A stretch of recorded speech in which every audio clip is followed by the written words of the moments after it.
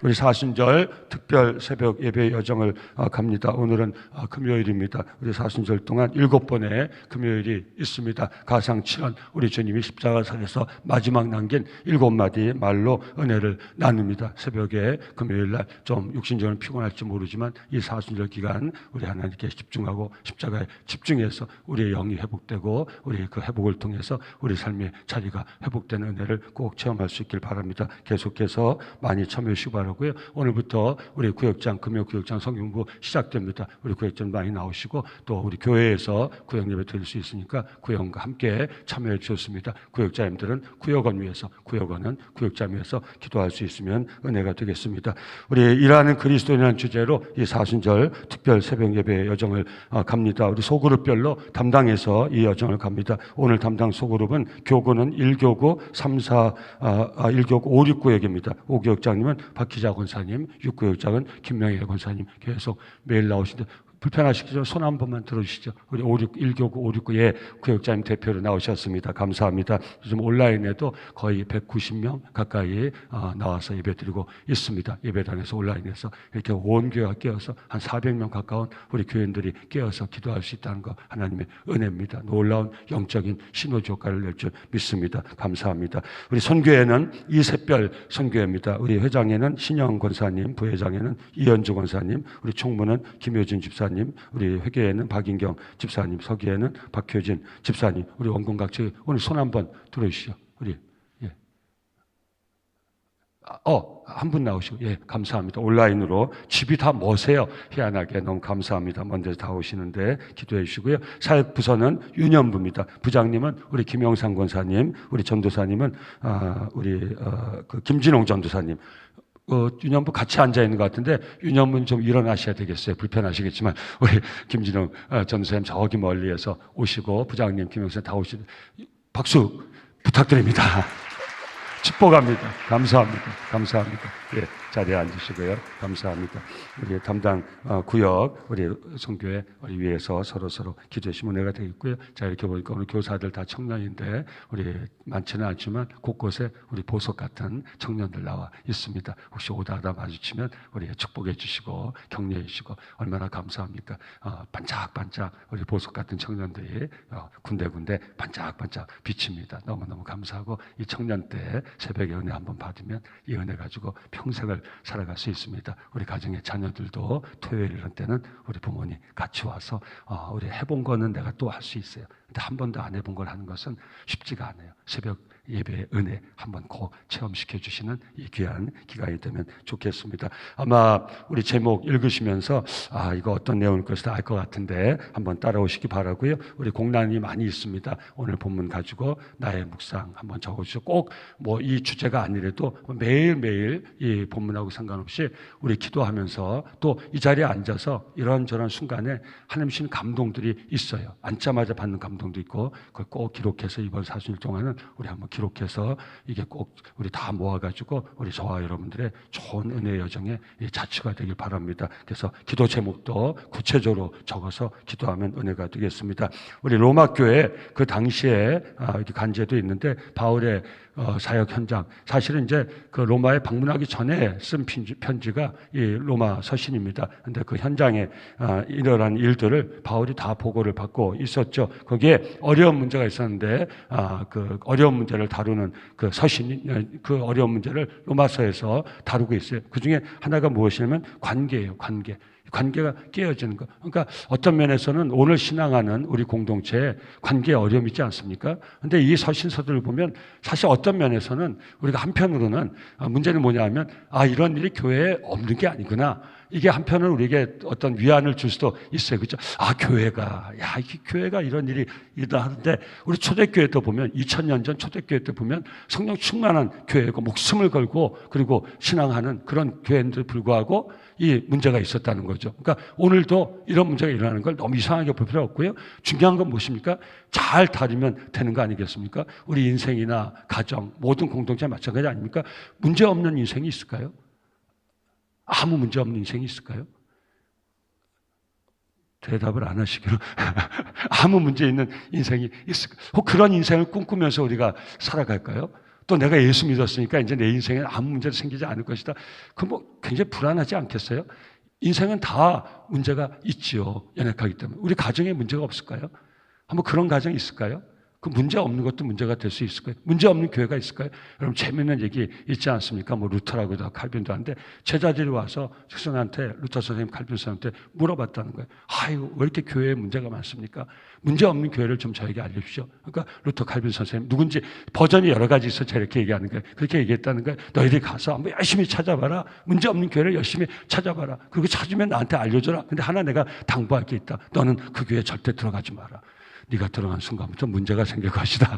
그러니까 사람이 가는 곳에는 다 문제가 있을 수 있다는 거죠. 다 공동체 문제가 있어요. 문제는 무엇입니까? 이 문제를 잘 다뤄야 된다는 거죠. 저는 저와 여러분들의 가정, 우리 공동체가 이 문제를 잘 다루는 하나님께 지혜를 얻고 은혜를 받아서 이 문제를 잘 다루는 인생, 잘 다루는 가정, 잘 다루는 공동체 될 수 있기를 예수 이름으로 축원합니다. 근데 그 문제 중에 관계의 문제가 제일 어려운 문제죠. 그죠? 모든 게 제가 교회에서 목회하지만 일반 세상에 살고 직장 생활하고 이런 분들 다 얘기를 해보면 제일 어려운 게 관계라는 거예요. 사실 일이 힘들어서도 그 일터를 떠나는 경우도 있지만 제일 어려운 건 일보다 더 힘든 건 그 일로 인한 관계, 인간관계. 이것 때문에 힘들어한다. 이것 때문에 다음에 일 많은 거는 내가 좀 어떻게든 버텨보고 하겠는데 관계가 깨어지면 거기서 일하기가 너무 힘들다는 거예요. 근데 왜 이런 문제가 생기냐? 우리 성경에 이렇게 진단하는 거예요. 관계 깨어짐의 가장 그 중요한 이유는 간제에 다 있습니다. 우리 두 번째 단 한번 보세요. 그 이유는 서로를 판단했기 때문이다. 이 판단의 문제죠. 판단하는 게 무엇입니까? 우리가 잘 이해할 수 있어야 돼. 이렇게 이해하면 굉장히 쉬워요. 심판. 우리 크리스찬들은 판단을 심판으로 생각하면 돼요. 저와 여러분들이 심판의 권한이 있지 않아요. 심판의 권한. 제가 여쭤볼게요. 모든 심판의 권한은 우리 예수 믿는 그리스도인들에게 모든 심판, 쩌지 마지막 하면 끝나는 이 최후 심판, 이 권한은 누구에게 있습니까? 네, 하나님께 있죠. 모든 심판권을 하나님께, 이건 심판권이 하나님께 있어요. 근데 이 심판권은 우리가 가져오면 안 돼요. 우리가 심판의 마지막 판결의 망치를 치려고 하면 안 돼요. 누구에게 대해서인지. 여러분 지금 저를 보고 있잖아요. 저에 대해서도, 제가 여러분에 대해서도 마지막 심판의 망치를 칠 권한이 없어요. 그러니까 어떻게 해야 돼요? 심판권을 누구에게 맡겨야 돼요? 하나님께 맡겨야죠. 오늘 이 새벽에 심판의 망치를 혹시 들고 있었던 성도님이 계시면 내려놓으시고, 이게 기회입니다. 오늘 여기 본문에 뭐라고 되어 있습니까? 이런 일을 행하는 자를 판단하고도 심판하고도 같은 일을 행하는 사람은, 여러분 누가 그러죠? 저런 사람 저건 그냥 사람도 아니야, 인간도 아니야, 저건 그냥 내쳐버려야 돼. 근데 그 일을 내가 하게 될 때가 있다는 거예요. 여러분 인간은 다 저가 하는 일은 나도 할 수 있어요. 그때는 어떻게 됩니까? 우리가 상대를 볼 때는 내쳐버려. 저거 다 끝난 거야. 저게 사람이야. 다 집어쳐버려. 하지만 나에게 올 때는 한 번만 좀 봐주세요. 한 번만 좀 봐주세요. 여러분 남이 자식이 할 때는 저거 그냥 징계를 해버려야 돼. 저거 완전히 그냥 파멸을 시켜야 돼. 완전히 저건 매장을 시켜야 돼. 근데 만약 내 자식이 그런 일이 생기면 우리는 어떻게 합니까? 한 번만 봐주세요. 한 번만 봐주세요. 제발 한 번만 봐주세요. 우리 그렇게 된다는 거예요. 그러니까 심판권을 가지고 살면 절대 안 되는 거예요. 관계에 깨어지면 바로 우리가 심판의 망치를 갖고 있기 때문에 오늘 이 새벽에 우리 심판권이 하나님께 있어요. 판단의 권한이 하나님께 있어요. 그래서 판단의 망치를 하나님께 넘겨버리는 사순절, 특별히 오늘 이 새벽에 귀한 날이 될 수 있기를 예수 이름으로 축원합니다. 자 보세요.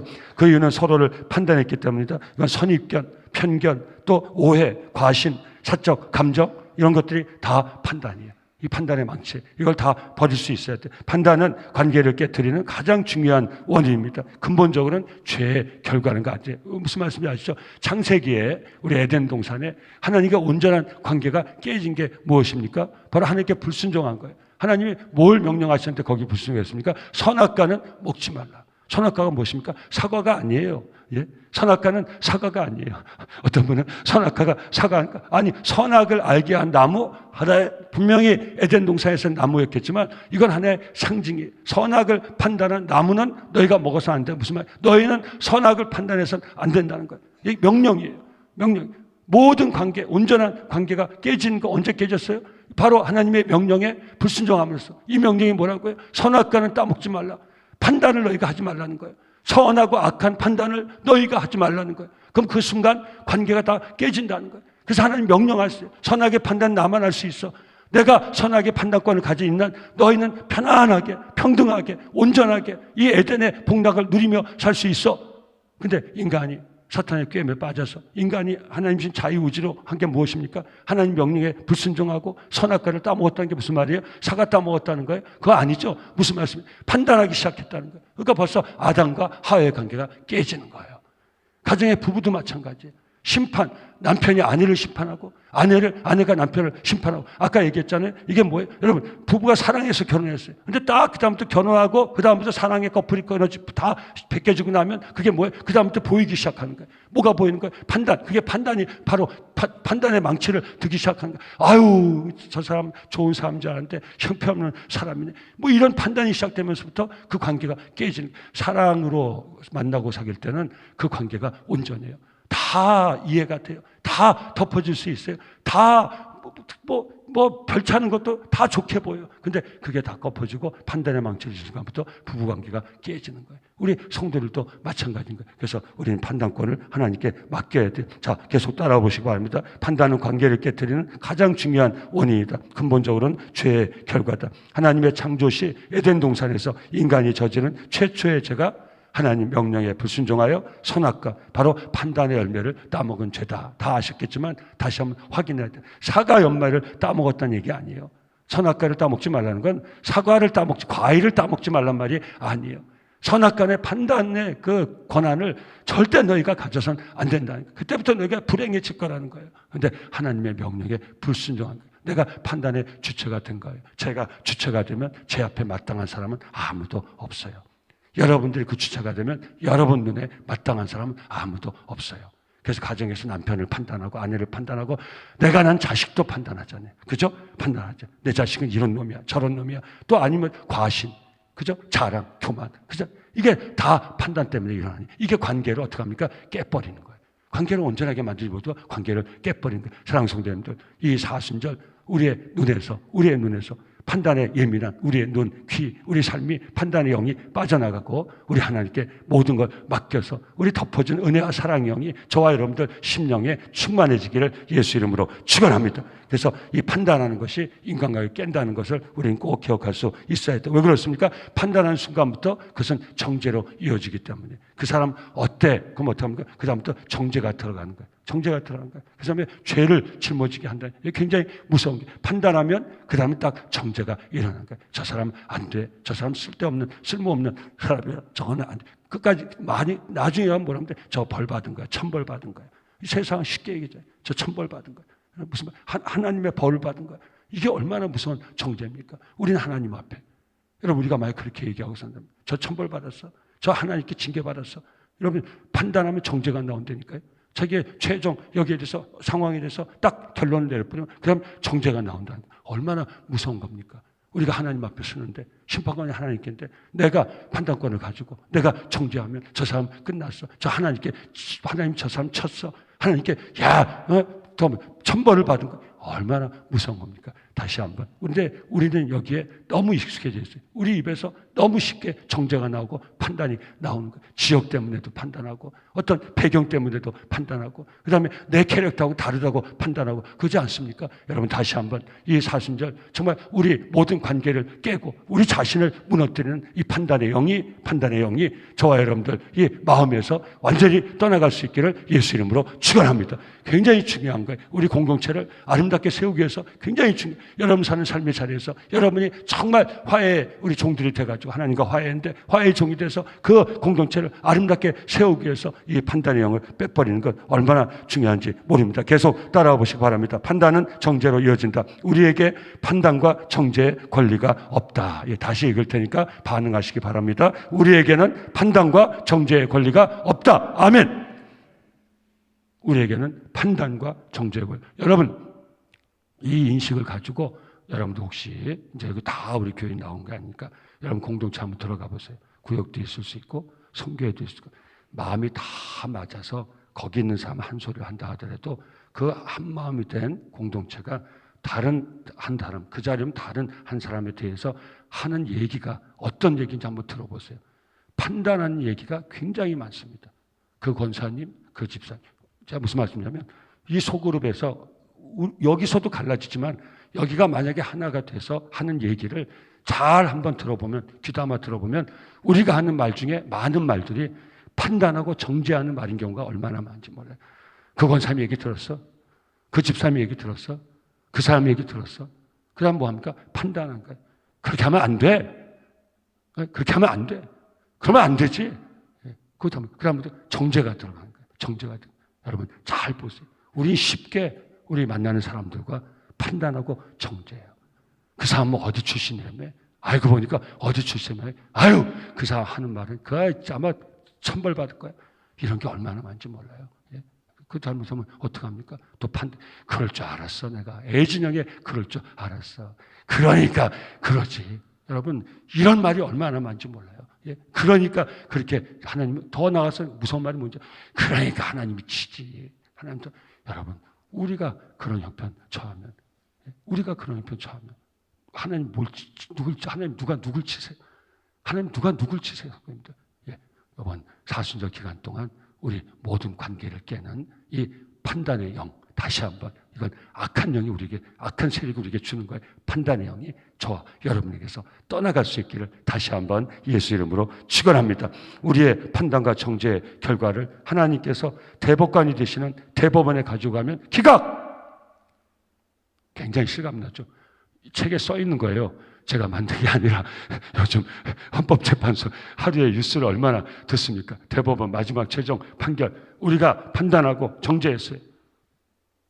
그걸 하나님 앞에 가져가면 하나님은 기각! 우리가 가져간 모든 판단과 정죄는 기각! 꼭 귀에 들으시고 마음에 새기고 하세요. 저와 여러분들이 어떤 타당한 이유로 또 몇몇 소그룹 사람들이 다 한마음이 돼서 그 누군가에 대해서 판단하고 정죄했다. 그걸 하나님 앞에 가져가면 100% 기각! 절대 기각! 오늘 이 본문 안에서 들으셔야 돼요. 요새 하도 별의별 위험한 넣어가지고, 예, 무조건 기각. 이 책에 소개된 거예요. 그게 바로 오늘 본문이에요. 사랑하는 성도님들, 오늘 읽으신 본문 다시 한번 천천히 읽으면서 마음에 담겠습니다. 시작. 그러므로 남을 판단하는 사람아, 누구를 막론하고 네가 핑계하지 못할 것은 남을 판단하는 것으로 네가 너를 정죄함이니 판단하는 네가 같은 일을 행함이니라. 이런 일을 행하는 자에게 하나님의 심판이 진리대로 되는 줄 우리가 아노라. 이런 일을 행하는 자를 판단하고 또 같은 일을 행하는 사람아, 네가 하나님의 심판을 피할 줄로 생각하느냐? 여러분 무슨 말인지 아시고, 내 판단이 옳잖아요. 여러분 우리 그럴 때 내 판단이 옳잖아요. 근데 여기 조심해야 돼요. 이거 오라, 객관적으로 다 근데 우리가 착각하고 있다는 거예요. 판단이 옳은 게 아니라 진단이 옳은 거예요. 진단을 할 수 있지만 판단해서는 안 돼요. 이게 어떤 상황인지, 이게 옳은 건지 그런 건지 우리가 하는 건 진단이란 말이에요. 여러분 병원 가면요, 우리가 뭐 CT도 찍고, 여러분 혹시 교수님 계시면 이해하세요. 제가 설명하려고 하니까 CT도 찍고 펫도 찍고 뭐 별의별 거 다 찍어요. 그럼 그걸 어디서 분석하는지 아십니까? 영상의학과에서 분석해요. 그래서 요즘은 영상의학에서 한 90%는 다 해요.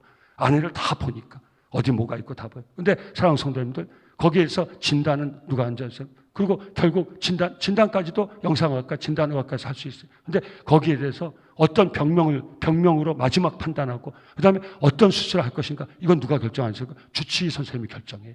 아무리 영상학과 교수님들이 세밀하게 보고 진단의학과에서 뭐라고 진단해도 최종 판단은 주치의 선생님이에요. 그래서 제가 이제 병원 다닐 때 하도 조급하고 그러니까, 종합병원은 일주일 뒤에 나오니까 그 이제 검진하고 이럴 때 그 기계 안에 오면 거의 거기 있는 분 보면 금방 거의 알아요. 이게 어디서 뭐가 있고 어느 거 다 알아요. 그래도 일주일 그 주치의 앞에 갈 때까지는 절대 보고서 영상학과나 진단의학과에서 절대 어떤 판단을 하지 않아요. 물어봐도 안 알려줘요.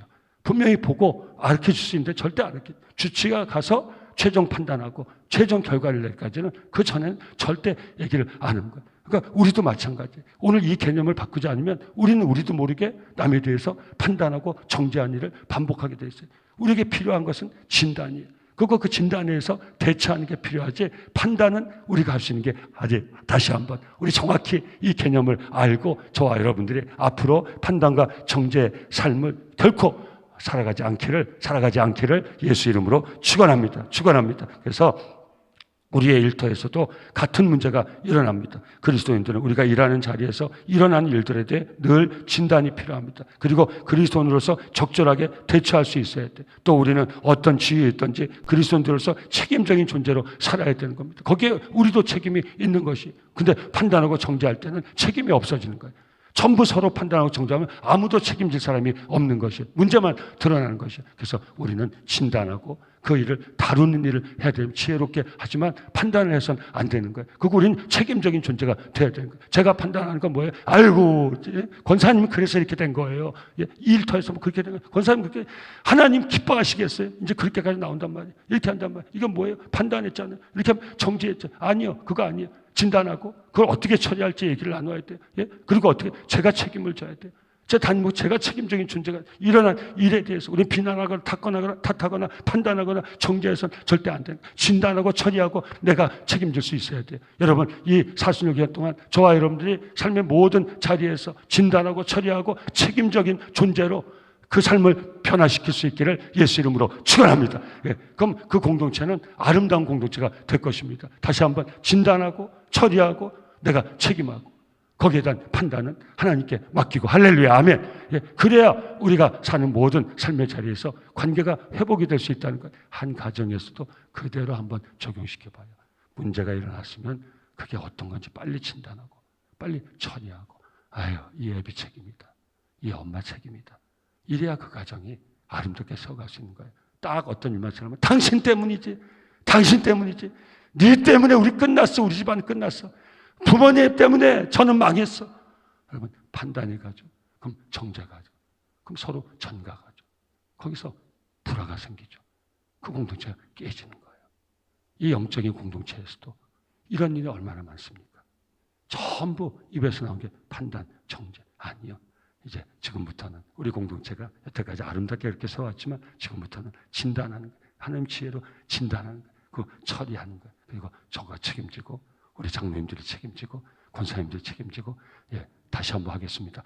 어떤 어려움이 일어났다, 문제가 일어났다면 진단하고 잘 처리하고 그다음에 이 담임 목사가 책임지고 우리 장로님들이 책임지고 아멘. 권사님들이 책임지고 아멘. 집사님들이 책임지고 아멘. 우리 성도들도 책임적인 존재. 아, 우리가 부족해서 리더십에 잘 따르지 못했습니다. 예, 이게 바로 그 내가 책임지겠습니다. 서로 책임적인 존재로 사는 판단과 정죄에 있는 곳에는 책임이 없어요. 근데도 판단하고 정죄한단 말이에요. 여러분, 최종 심판권이 하나님께 있어요. 그 하나님 우리를 책임지십니까? 안 지십니까? 책임지시죠. 여러분 다 십자가로 갑니다. 이 십자가가 무엇입니까?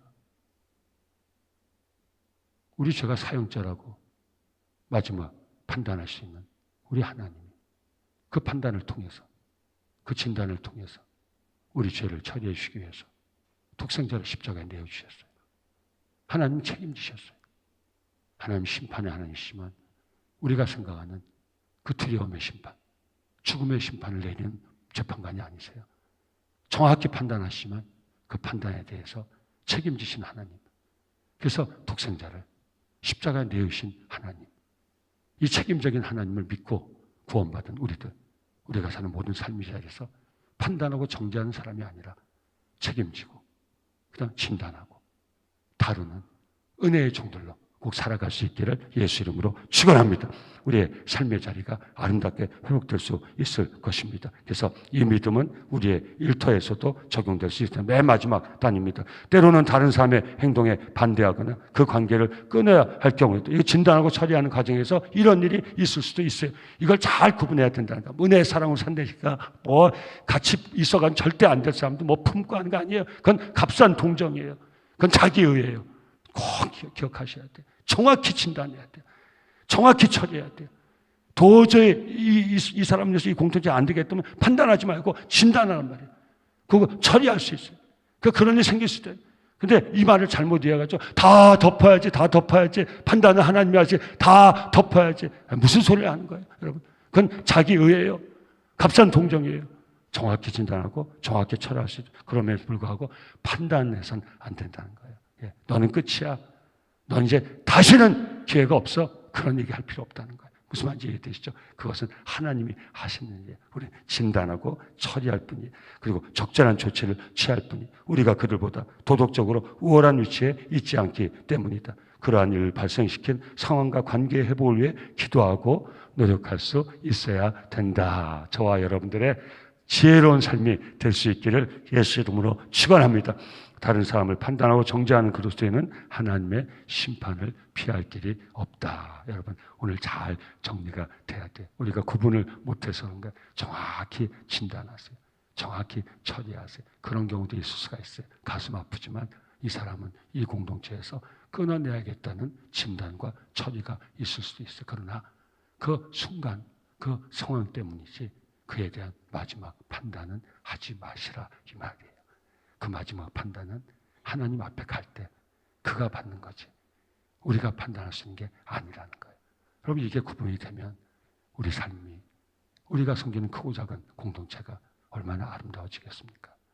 제대로 진단하지 못하고, 그래서 제대로 처리하지 못했는데 판단이 앞서고 정죄가 앞서가지고 그냥 관계가 깨어지고 그 일은 그 일대로 문제로 남고, 이런 경우가 얼마나 많습니까? 우리가 너무 판단이 빠르니까, 너무 정죄가 빠르니까. 그럼 그 상황에서 상대는 무엇입니까? 죄의식에 빠지는지 아니면 버티고 다 쳐내는 거죠. 그래서 거기서 그냥 내가 이해할게요. 그리고 물러가면 괜찮은데, 그렇게 되면 너는 네가 뭔데, 넌 얼마나 잘났다고, 당신은 뭐 목사는 얼마나 잘났다고, 장로님들 뭐 다 뭐 그 뜻대로 했어요. 문제는 하나도 다루지 못했어요. 판단하고 정죄 성급하게 하는 바람에 관계가 다 깨져요. 전부 적대적이 돼요. 그 공동체가 문제는 문제대로 남아있고 아무 처리도 안 되고, 그리고 깨지고 마는 것이. 그래서 저와 여러분들, 우리 모두가 마지막 판단은 하나님께 다 맡기고 하나님의 지혜를 구하고 은혜를 구해서 어떤 일어나는 문제에 대해서 정확하게 영적인 진단, 실적인 진단, 그리고 지혜로운 처리, 그리고 그 영혼에 대해서도 하나님과 다시 한번 기회를 달라고. 마지막 십자가상의 오늘 첫 번째 주님의 가상치란 첫 번째가 뭔지 아십니까? 용서를 구하는 기도예요. 뭐라고 기도하시는지 아십니까? 하나님, 저들이 모르고 하는 짓입니다. 모르긴 뭘 몰라요. 다 알고 한 일이죠. 근데 아니에요. 영적 무지란 말이에요. 정말 모르고 한 일이에요. 정말 모르고 한 일이에요. 자기는 알아서 불법 재판을 통해서 예수님 십자가에 처형했지만 주님은 저들이 영적으로 무지합니다. 너무 안타까우신 거예요. 저들이 모르고 하는 일입니다. 그래서 하나님께 용서를 구했던 것이에요. 이것이 저와 여러분들의 아름다운 삶이 될 수 있어야 됩니다. 하나님의 은총으로 구원받은 우리 그리스도인들의 궁극적인 삶의 실천 과제는 하나님의 은혜의 나눔입니다. 자, 오늘 한번 결심하시기 바랍니다. 빈칸 있지 않습니까? 꼭 결심하시기 바랍니다. 하나님, 판단과 정죄의 영을 내게서 멀리 떠나가게 하옵소서. 나에게 지혜를 주셔서 어떤 문제와 상황이 일어날 때 내가 영적으로 정확히 진단하게 하시고 잘 처리하게 하시고, 그리고 하나님 은혜로 덮을 수 있도록 나에게 그 은혜를 허락하여 주시옵소서. 저와 여러분들의 이런 은혜롭고 지혜로운 삶이 꼭 될 수 있기를 예수 이름으로 축원합니다.